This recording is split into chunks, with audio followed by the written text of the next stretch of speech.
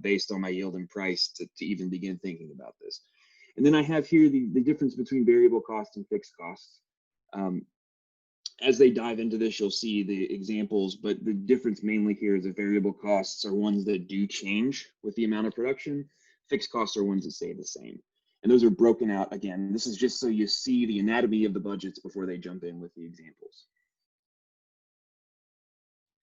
So this is the caveat, the big caveat, and I've already said it once, I'll say it again. Your costs and your returns are going to be different than the ones that are in our budgets or any of the other budgets that you might find online from various different extension services.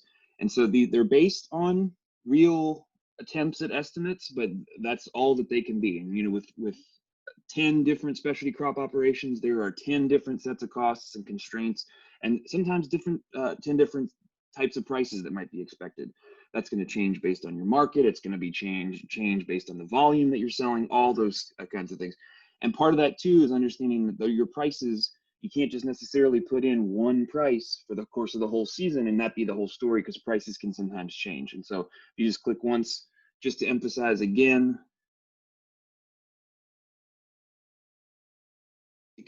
your costs and your returns are going to be different than those listed. I'm repeating myself here just because these are not, the enterprise budget is a tool for you to gradually adapt more and more and closer and more accurate for your operation.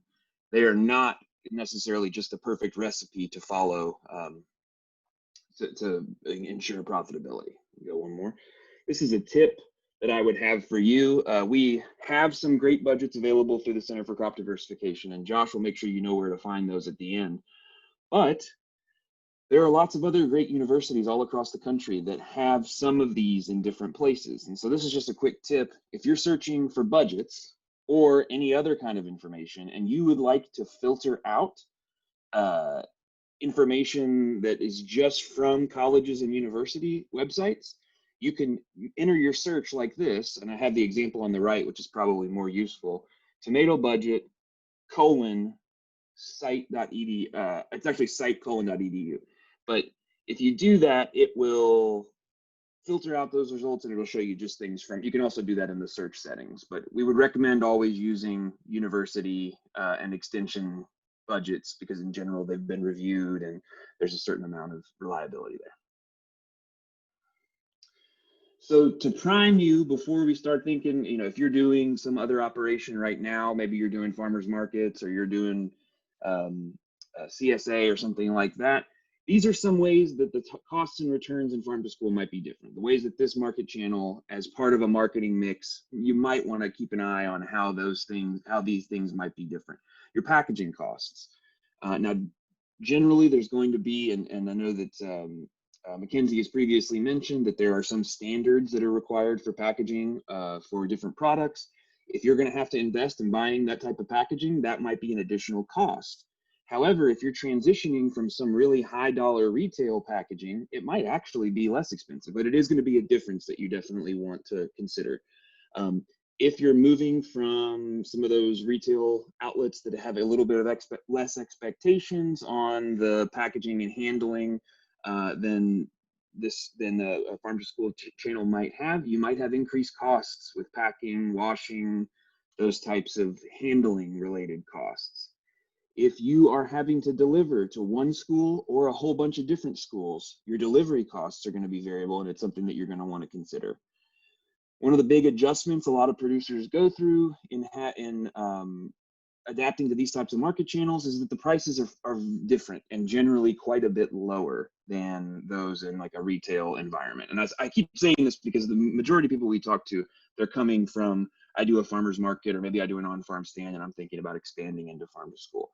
And so there's a little bit of a shock there sometimes with the price difference. So that's something you want to account for. One other thing just real quickly that you might want to think about is with different higher quality expectations, you may have to cull out some of the product that you could sell as uglies or that you could sell to an audience that understands the imperfections and difficulties in like a farmer's market setting with production systems. And that can impact because you're gonna have to adjust your overall yield numbers. And so again, going back, the callback to the why budget slide originally to compare enterprise profitability, when you put stuff in and you're thinking about farm to school and you make these adjustments based on what you think you're going to need to do, take that and then compare it to some of the other different enterprises like the farmers market, and just see, are these good compatible mixes? Can I maybe market to both these types of channels, or is this something that I don't really need to think about right now and maybe in the future I would? So that's just a little bit of the primer. I'm going to turn it over to Savannah, but I'll ask McKenzie to put up my contact information here if you want to get a hold of me. We all work as a team, so if you get a hold of one of us, you can easily track down the rest of us.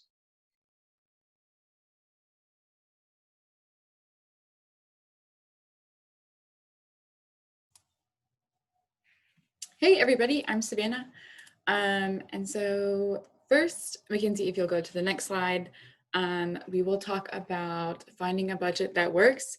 There are a ton of pre-made budgets out there. The one we will look at today is from the Center for Crop Diversification, but a ton of other universities and centers put effort into creating similar budgets for farmers. And some of these budgets actually come in print form if you don't want to use the Excel format. And then both the large and small scale budgets from the CCD have a print format. But the one we're going to look at today is the Excel function. But if you can see on the right side of the slide, there is a large and small scale option, and then in the table is all of the different crops you can look at in our tool. So next, McKenzie, some things to think about. I won't go super deep into these because Brett touched on them, but we want to think about our fixed cost and our variable cost. And there are some really great resources out there to help you figure out some of that stuff. A really nice publication was just put out about understanding equipment costs on a small scale vegetable farm. And for me, this is super helpful because machinery costs are not my forte, but there are resources out there to help you estimate some of your costs. So you're not doing it on your own. And also the enterprise budget that we look at today has those costs in them, but there are just resources out there to help you understand some stuff that might be assumed in the enterprise budget, but that you can kind of gear towards your farm when you look at it on your farm level. So next, McKenzie. Something I like to mention for growers who already grow for other markets, whether it's a CSA or a farmer's market, it can be helpful to start with a crop that you already do well, or a crop that would be inexpensive to expand upon. As an example, if I was already growing lettuce for the farmer's market and I do a really good job at that, like I'm making a consistent profit with that crop, it can be easier to expand my production on that crop or look at it in an enterprise budget than to try something completely new. And also the schools usually provide a price at which they buy vegetables. So using that to think about what crops would and wouldn't work price-wise is a good place to start. For example, I know the schools buy cucumbers, but the price at which they buy them is not always profitable. But you can also take time to look at that in your enterprise budget because, McKenzie, next slide. The goal is to earn a profit above your total cost, which are going to be your variable and fixed cost. So we can start with an example. Next slide, McKenzie, please. The example we're going to look at today is green peppers. So McKenzie provided us with the usual pack size and weight, the average price paid, and the average price per pound. So the price per pound is what we're going to use in our budget to look at our cost. But before we open the actual Excel file, I want to touch really quick on understanding units. In the enterprise budget, we are using the unit is boxes. And for peppers, a box is a 1 1/9 bushel box that weighs 28 to 30 pounds. But the school buys peppers in 5-pound increments, which might come in a box, but it's not the same kind of box.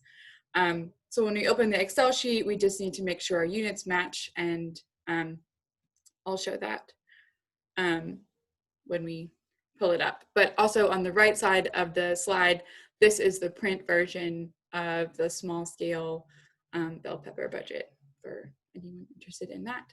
And then I will, McKenzie, if I can share my screen. Okay. So I already have the budget downloaded, but we will first go through some assumptions. And all of the enterprise budgets you're going to find are going to be based on some sort of assumptions. So here on our directions and variables sheet, we have our hired labor wage rate, our unpaid or family labor price point, our marketing cost percentage, and our interest rate. And these are things that you can change, but these are going to be assumptions that we use in our sheet that are like already input. So if you have hired labor that is making like $14 an hour, you can change that and it'll change in your sheet. But you want to make sure before you start that your assumptions, you understand your assumptions and they kind of match what you're looking at. So if we go down to our bell pepper slide or sheet, at the bottom, can you guys see this well? Okay, because it can be small sometimes. I'll zoom in a little bit. But at the bottom, we also have some more assumptions, and I'm not going to read all of these, but it's just kind of gives you an idea of like the price is based on Kentucky Farmers Market and auction prices, and you know, we have our pesticide costs are recommended, such and such. So these kind of explain, you know, our prices here and what assumptions they're based on. So first, we will talk about our units. So in this sheet, originally our peppers are in 1 1/9 bushel boxes, which are $30 per unit. So our box, to change our units to boxes, on the slide in the PowerPoint, we have that a 1 1/9 bushel box weighs 28 to 30 pounds. So we are using 29 pounds. So each box is 29 pounds. And the price at which the school buys is on average is $1.75. So for each box, we are going to get 29 pounds times our price per box. So it's going to be $50.75. So we're going to go over here and change this to our new price. And this number obviously went up, but that's how you change your units. And then we are going to go through our variable cost. I am not going to change these numbers around a lot. You can definitely spend your time kind of going through this and thinking about, you know, how many plants I'm using, my irrigation hours and things like that.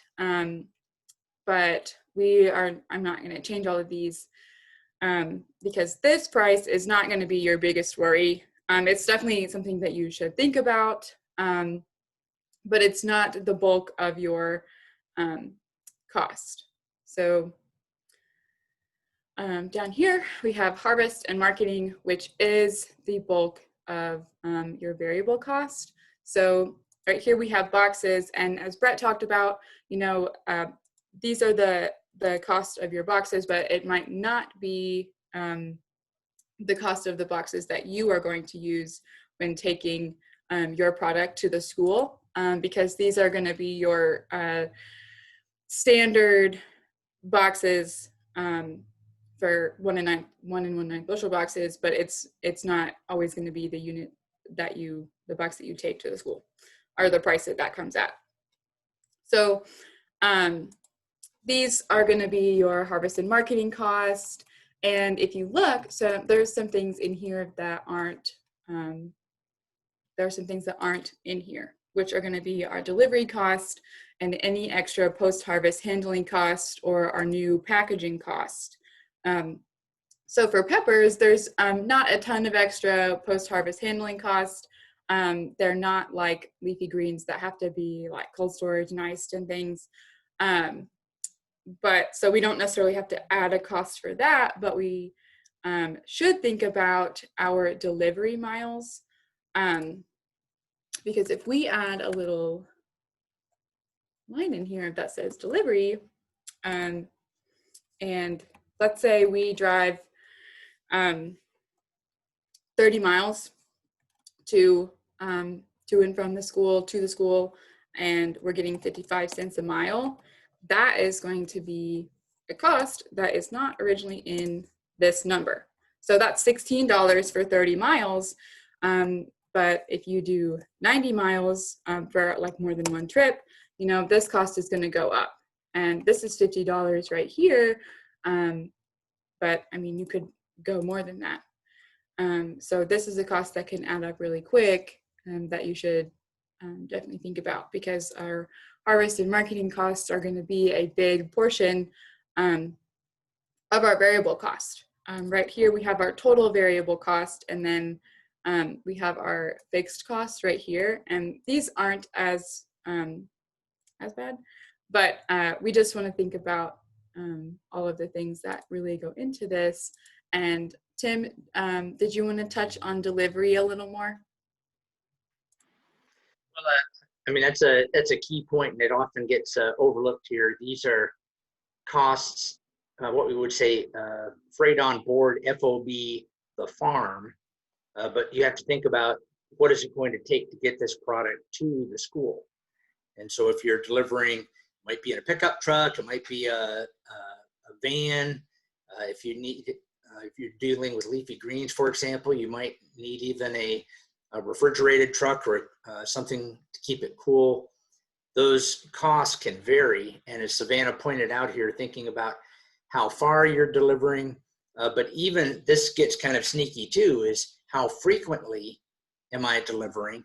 If I'm having to deliver 10 times during the school year, or if the school is even wanting me to deliver twice a week, that cost can go up pretty fast. And another component to that you would also want to add is the cost of your time.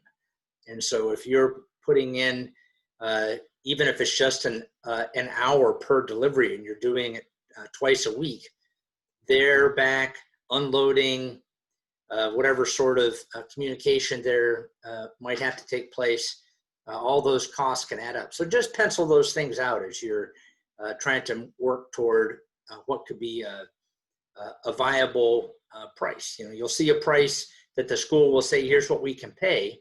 And what you're trying to do is back into it and say, can I make money and have full cost recovery, including my delivery, my time, and all these production costs.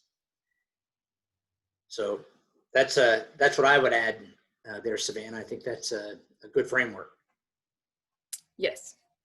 So if we continue down our budget, we have our fixed cost, so we add those into our total expenses, and then here we pay ourselves.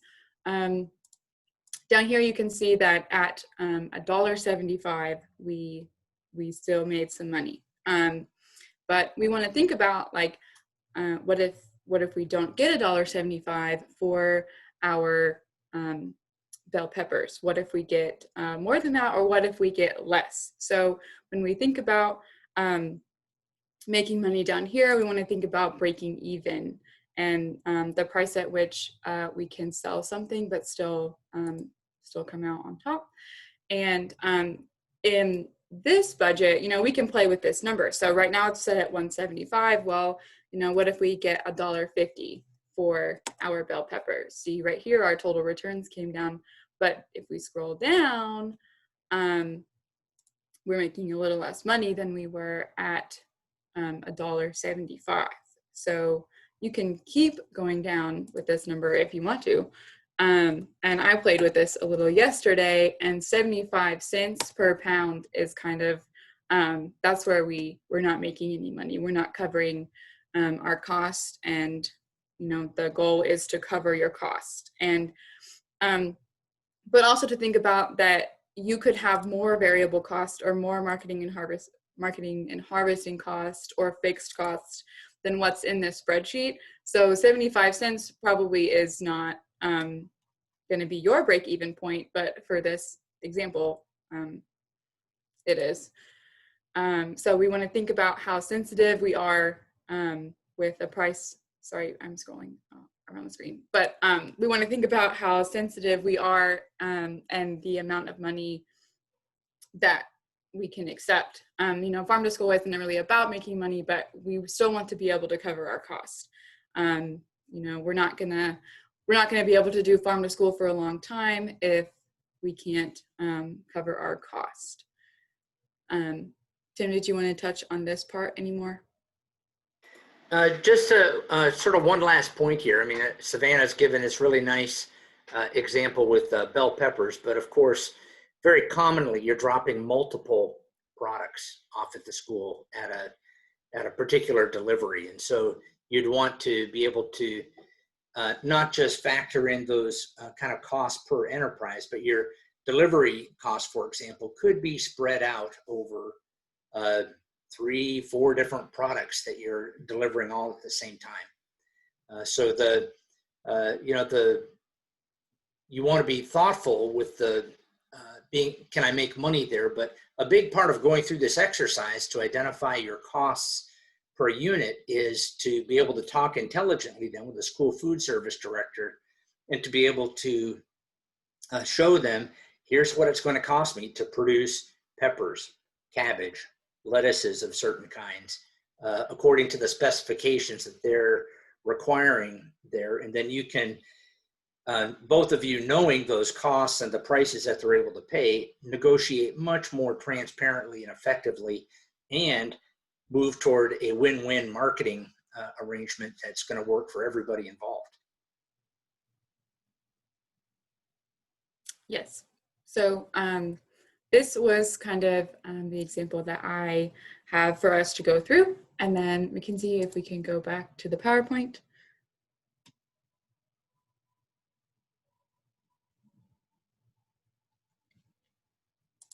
So on the next slide, we have some key ideas to take away. So we want to find our break-even point. It's helpful for us to know the point at which we can and can't cover our cost. Like Tim says, it's important for us to know and talk to our food service provider and be kind of realistic about what we can and can't do. Next, we need to know our units. It really makes a difference. The first time I went through this budget with the price per pound value, I put that in and it kind of skewed things up. So we need to know our units and make sure that our enterprise budget is on the same page as what we are working on. And then to use all of our tools that we have to your advantage, or tools that you find in other places. They're here for producers to use, and it's the reason we make them. Planning is a key piece to success. And then lastly, we just want to be realistic. Delivery miles can really add up quick, and so can some other costs. So we just want to think about those things when we are thinking about our enterprise budget. And then on the next slide, we just have our contact information up if you guys have any questions. If I could just tack on just one thing, is that in that conversation where you know what your costs are and you have the conversation with the buyer, there will be times where the conclusion is that this isn't going to work. Like, this particular crop just doesn't work. And that's not, I mean, sometimes people almost go bend over backward to try to make something, shoehorn something in. And it could very well be that I can't do cucumbers for you and your school, but we could think about maybe doing peppers. And something that McKenzie brought up when we were in the planning process, and wanted to emphasize, and I totally agree with, is that so much that a lot of times people get into farm to school because they really want our kids to have great food, which is this really important thing, right? But as Savannah said, if you are not able to make this a sustainable enterprise for yourself, i.e., if you start omitting certain costs in order to be able to sell things to schools at the price that they can pay, you're not going to be selling to the schools for very long. And so thinking about that sustainability and balancing that with maybe some of the little bit of the mission driven reason that you're gotten into the business, it's sometimes you're going to might have to say no, or maybe say this isn't the right year, or this isn't the right time for this to happen. Great, thanks, Brett. And so I'm Joshua Knight. I also work in the Center for Crop Diversification, though I'm in the horticulture department. That's kind of where my training and background is in. I know just enough about the economics piece to be dangerous, so questions about what you've heard about should go to those people, but I'll help you out any way I can. Next slide. And if you only remember one thing about what I'm going to say, if you give it a tap, it should. Okay, is the website. Everything I'm going to talk about is at the Center for Crop Diversification website. So you want to bookmark this or write it down if you haven't already. It's a great resource. Next slide. And so just like they said, planning is really important. We have some good planning tools. There's the publication about what to think about before you plant. And another great resource is this Hort Biz quiz, which is just a 5-minute little quiz that you take where you answer some basic questions about your access to labor besides yourself, your access to land, and your access to capital and credit resources. Go ahead and go to the next slide. And it gives you kind of answers based on what your access to those resources are. It gives you responses that are recommended as far as what crops can work for you. You know, some crops are much more land intensive, some are much more capital intensive. Most horticultural crops are labor intensive, but some aren't necessarily. And so depending on what you answer, it can give you some ideas about things you might want to try and what you might want to avoid. And they're just recommendations, but we have crop profiles for all the recommendations. Next slide. And so like I said, we have these crop profiles. There's many of them. They're always being reviewed and updated. We try not to have many crop profiles that are older than 2 years old. So we try to have a lot of up-to-date information in there.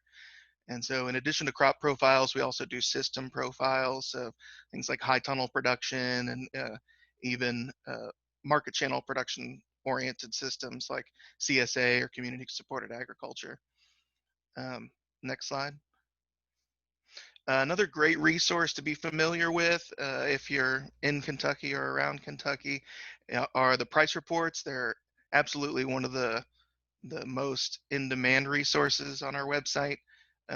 And within those, we have price reports on the Kentucky produce auctions, which are a good resource for kind of understanding a baseline in price points for around the state. And there's also a good publication that just came out on the 3-year averages for prices and quantities at our produce auctions. But like I said, we have those, we track produce auctions at the 5 major produce auctions around the state. And you can access those reports, both up to date and historic information. And we also have price reports on farmers markets for ourselves and states around us, and even Ohio produce auctions. Next slide, please. Other resources which can be accessed from the homepage are some maps of different resources around the state. This first one is the horticulture research map, which is just one map. It's mobile friendly and interactive, where you can look up resources related to horticultural production, things like shared equipment under the CAPE program, and that's equipment that is available to, generally speaking, the county that it's in, but sometimes you can work out an arrangement if you're a bordering county for equipment to access. And sometimes it's a nominal rental fee. That's just a thing to work out with whoever's kind of administering that program, but you can look up contact information. Similarly, for FSMA compliance, we show water testing labs, farmers markets, produce auctions. So there's other resources on that same map. Next slide, please. This is kind of what it looks like when you're in it. We have these different icons for the different resources. All you have to do is tap on them if you're on mobile, or click on them on a computer, and it'll give you contact information and other kind of relevant details about that resource. Also, the produce auctions are shown on there, and if you access them through there, you can go right into the price reports of those individual auctions in addition to their contact information. Next slide. Other maps that are there, a brand new one that was just published this week is fruit and nut cultivar sources. It's a companion map to a resource that was updated this year, just recently.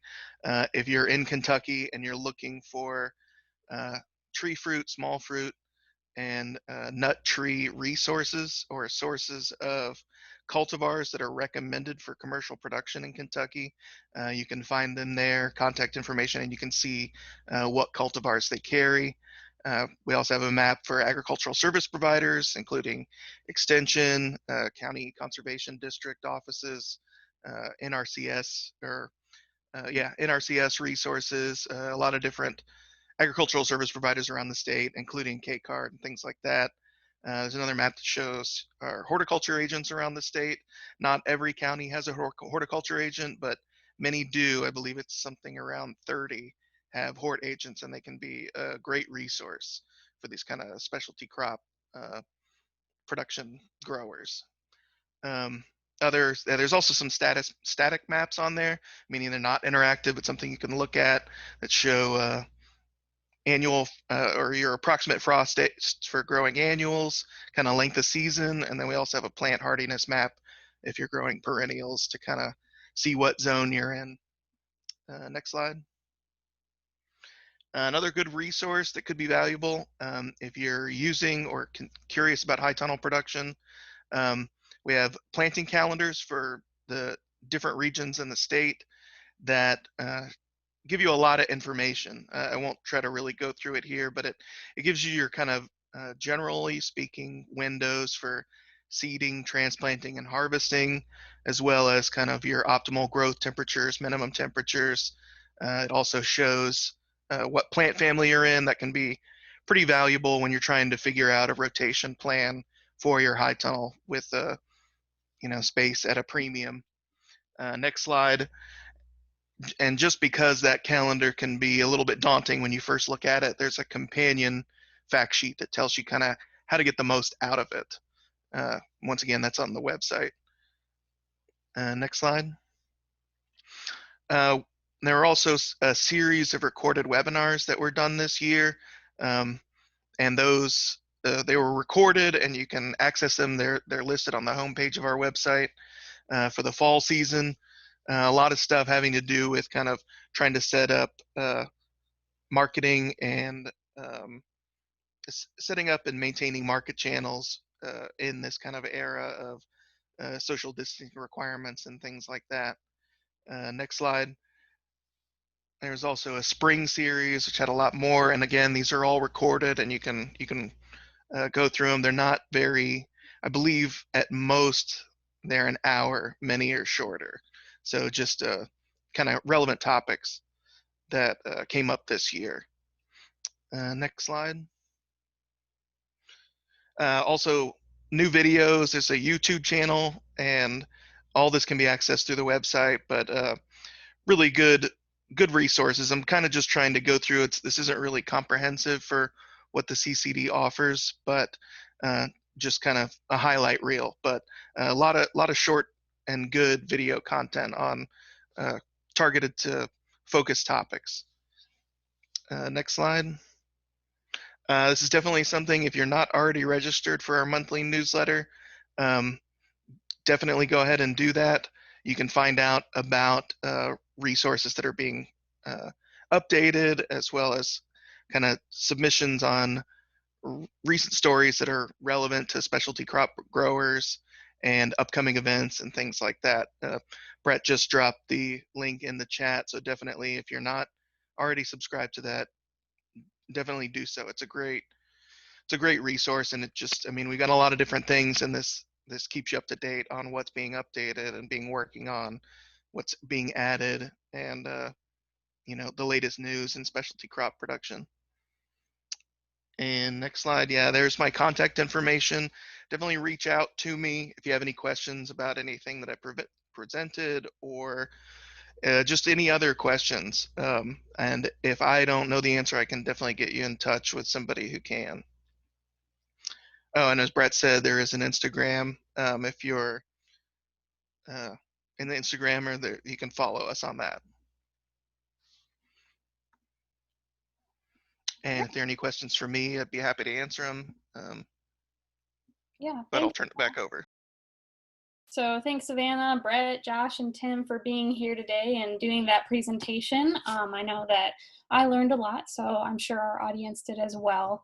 Does anybody have any questions they would like to ask? Back to that, on that question of pricing, there was a question kind of like the school systems determine prices, and they're very seasonally, but how do those prices determine? I think you did a great job of answering it in the chat. But I think part of that too is just remembering that they're getting a lot of their product from wholesale distributors. And so in many cases, they're thinking about substituting in your product for something that they're already getting somewhere else, whether that be directly or indirectly. And so that's part of what goes into that. And I was just curious, McKenzie, what your experience with the asking for prices, and what does that look like? Like, if I'm a producer, what would you recommend based on what you've seen? Yeah, so I think it kind of depends.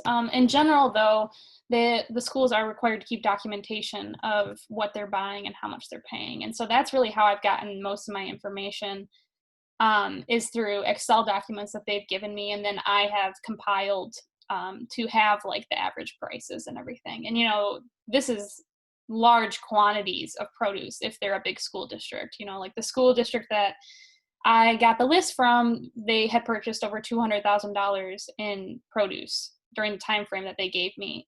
So that took a lot of time to organize it all, which is why I don't necessarily want to, make you guys do that. I would rather just give you the information myself, because it took me many hours to compile all of that information. But if you are a school district that, I'm not working with, or you're not in southeastern Kentucky, you can certainly ask your food service director what are the prices that they're paying. And some of them might be willing to compile that for you, or they might have, if they have like a software that already kind of comes up with what their average prices is, that would be great as well. But for example, last week we did kale in Williamsburg Independent Schools, and how the price was determined for that, because it was what we call a micro purchase, so it's a one-time purchase. That price was determined basically by the food service director looking at how much a comparable item would cost through their distributor, like Gordon Food Service, and then telling the farmer what that price was, and the farmer was okay with that price. And so that's basically how that happened. I would say that they're not necessarily very willing to pay much more than that. They might be willing to pay a little bit more because they can get grant money through KDA and the Kentucky Proud program, but that price they're pretty set on that price because they are held to the standards of they're using taxpayer dollars to purchase this food. So they do need to be getting the best price available for them. So yeah, I think that it can seem really overwhelming, but like the prices that Savannah presented today and the ones that have been in our previous webinars are really the kind of average of what you could expect.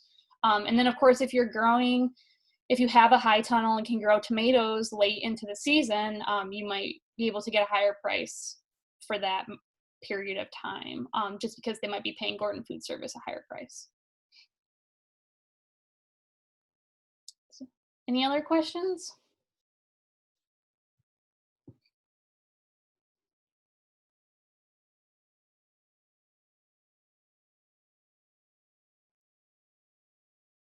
I guess not. All right. Well, then with that, I think we will close out the webinar. I will send a follow-up email probably later today with the recording as well as the contact information from our presenters and maybe some of the links that they dropped in the chat box just so everybody has those again. And I guess have a Merry Christmas, enjoy your breaks, and I hope that you're all able to spend time with your family despite the circumstances. So goodbye, everybody. Thanks for being here today. Thanks, McKenzie. Thanks, McKenzie.